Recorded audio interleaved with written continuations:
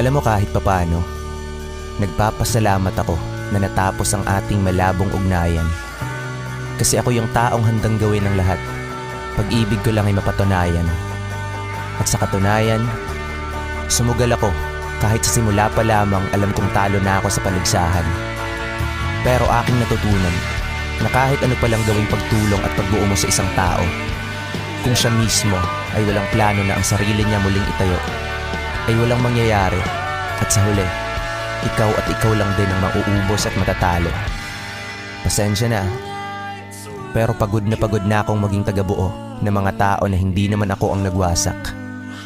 At paano mo nga ba ako sasaluhin sa pagkahulog ko sa'yo kung ang dalawang kamay mo ay sa iba pa rin nakahawak?